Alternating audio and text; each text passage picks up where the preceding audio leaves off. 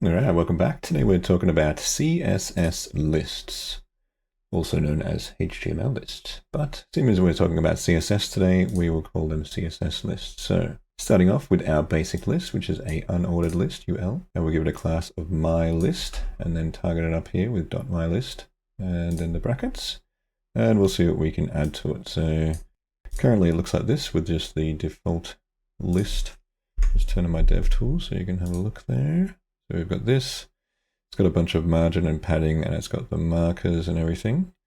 So we'll see if we can change some of that. So we can change this list to list style type none, and that gets rid of all of the default styles except for the margin and padding. So usually what I would do if I was going to style a custom list is target my list there, and then I'd remove the margin and padding, margin 0 and then padding 0. And the li elements sometimes have some as well, so that just gets rid of all the default styling off there. Now if we wanted to change the style of this, we could probably add in another margin again. So we'll add in margin pick 20 pixels. That gives it a margin all the way around the list. Then we can just set a background color to what color? Something reddish, I think maybe. Background. I don't know why I want to get red actually. Yeah, red's a bit bright, isn't it? And then we need some padding in here as well. 10 pixels. And then you can style also the list items. So you could go my list and then li, which are all the list items in there. And what will we want to add to them? Maybe some sort of dot on before. So we can go li before. And then we could say content nothing, because otherwise it won't add anything. And then height 5 pixels, width 5 pixels, color, what color? White, almost white. And then we want to set that to absolute.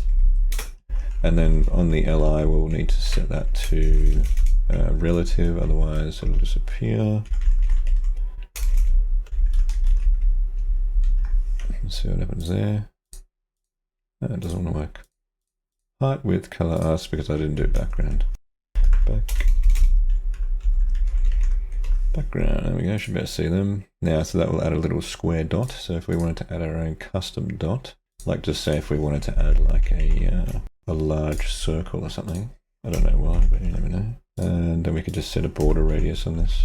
100 pixels, doesn't really matter. I think we just should go around. There we go. So now we've got our own list item, but it's sitting up the top. So now we want to pad our list things in. Padding, probably a bit more padding than I guess. Or is it margin? And then hopefully that will sit.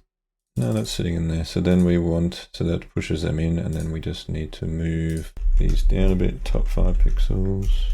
And then we're probably going to go left negative a little bit. So that moves these dots down. You can actually move these manually if you just select them. If it will let me stay on there. Oh, why are you changing, man? Left negative 10 pixels probably. And that will move them out there into that a little bit more. So we go 13. There we go, custom list items, amazing. And we probably set a border on these as well. There we go, and then we have our custom list dot items, which probably do need a little bit more padding. So we get 15 there, a little bit more. You just kind of play around with that. Usually I just target these. Let's move this down. And then you can just move them around as you need to get them correctly centered. But for some reason it doesn't want to let me change these on here. Oh, because I got my reload script, that's why. I'm like, oh, why does it keep deselecting it? It's because it's like reloading every time. Here we go. This is much easier if you do this way.